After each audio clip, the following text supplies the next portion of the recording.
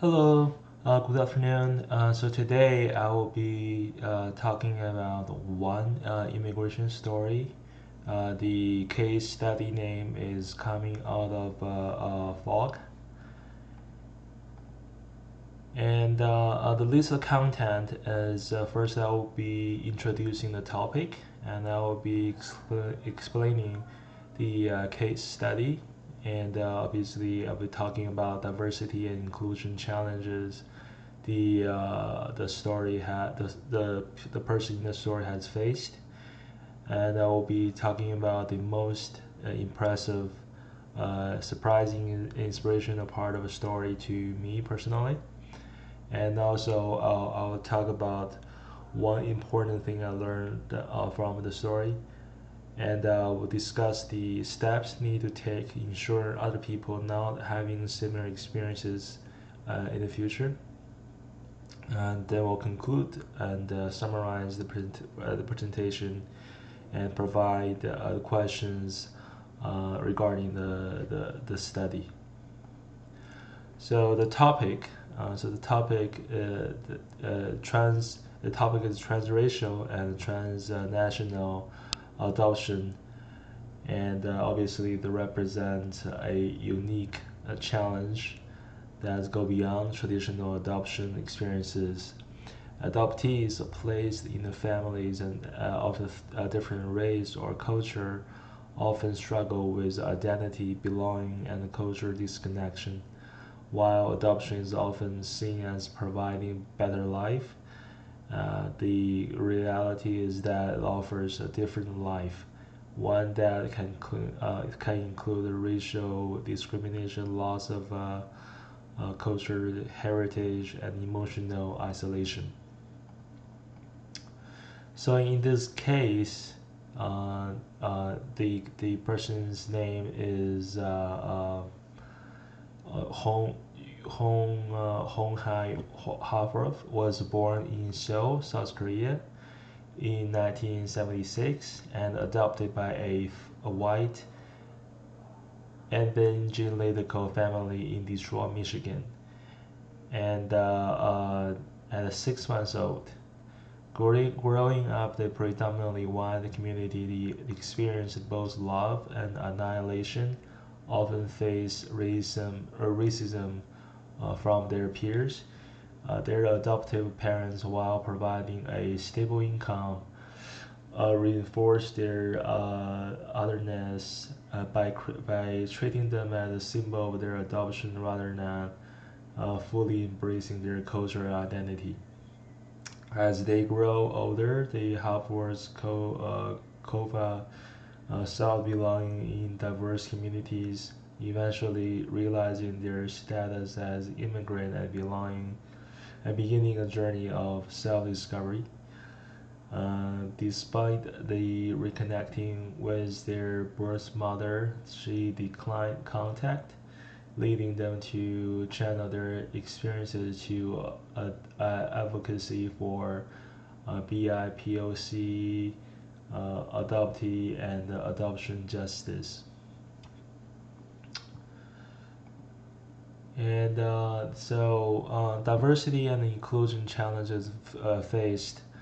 So obviously, when they grow up, they when in their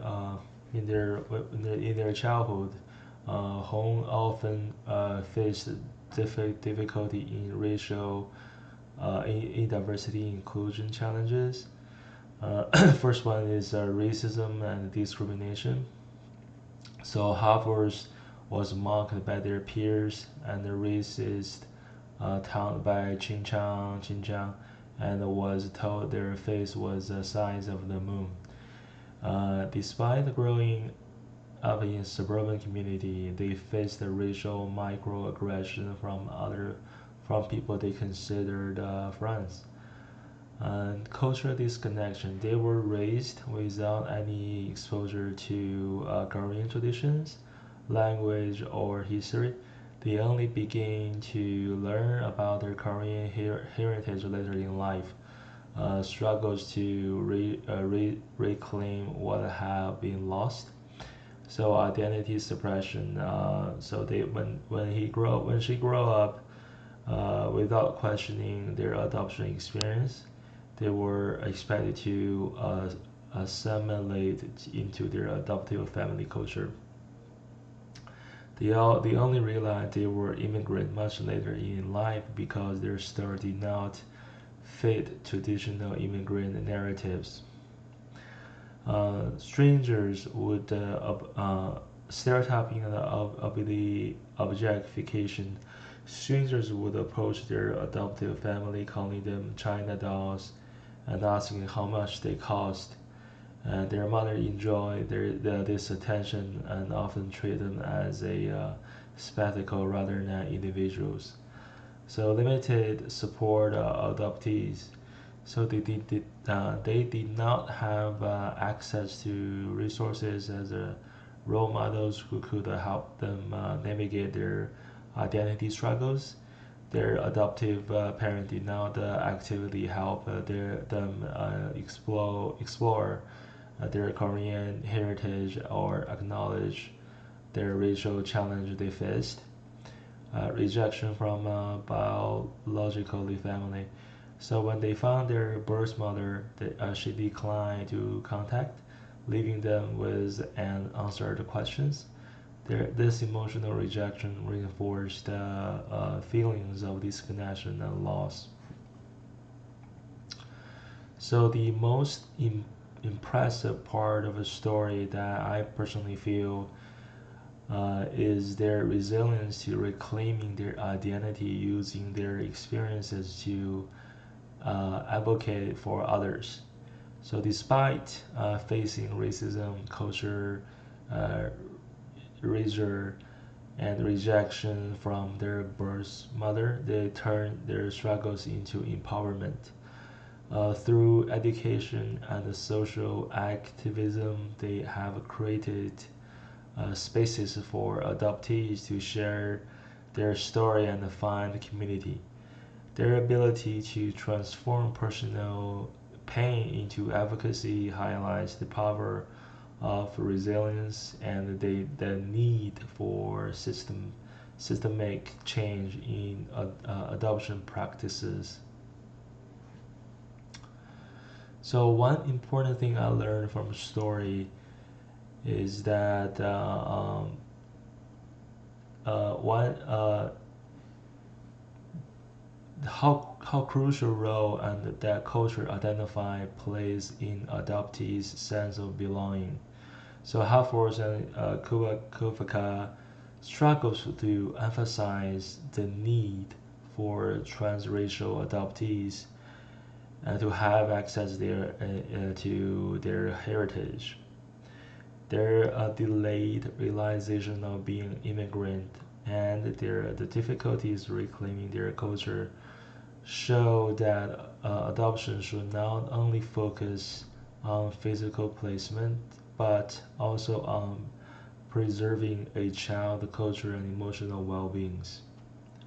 So the story underscores the importance of inclusion adoption practices uh, which need to be changed and updated. So steps to ensure others do not have similar experiences. First, there will be culture inclusive adoption practices. So in the story, if Hafors and Kufka have been raised with exposure to Korean traditions, they wouldn't have had to work so hard to claim their heritage as an adult. So education and their adoptive parents enjoy the public attention for adopting them, but did not prepare them for racial challenges. Long-term post-adoption support, they had no community or mentors to help them navigate identity struggles. Open identity discussions have forced Kufka suppress questions about their adoption and identity for years.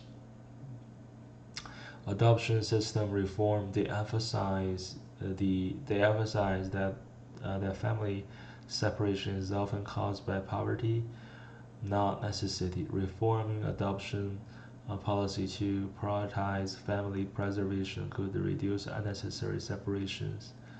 Recognition of adoptees and as immigrants. They did not realize they were immigrants until adulthood. Transnational adoptees should be educated about their immigration status and rights from early age.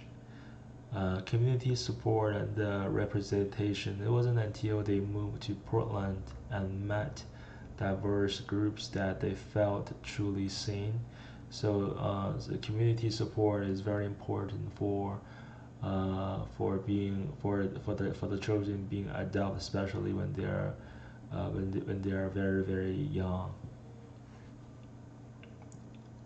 So in conclusion, uh, John Hong he Halfworth's cover story shed light on complex challenges faced by transracial and transnational adoptees, and from racism and cultural loss to identity crisis. And their journey of self-discovery and advocacy shows the importance of inclusive adoption practices and systematic reform. By creating more supportive environments, we can ensure that adoptees do not have endure the same struggles in the future. Adoption should be more than just placement. It also prioritize identity, heritage, and emotional well-being. So some questions regarding from the case study is the first one: how can adoption policy be to be improved to better support transracial and transnational adoptees in maintaining a connection to their cultural heritage? What are long-term psychological and emotional effects of growing up in a family and a community that does not share adoptees' racial or cultural background? How can society and adoptive families better address the racism uh, and the discrimination that transracial adoptees often experience within their own homes and communities? So that concludes my presentation, and thank you very much for watching.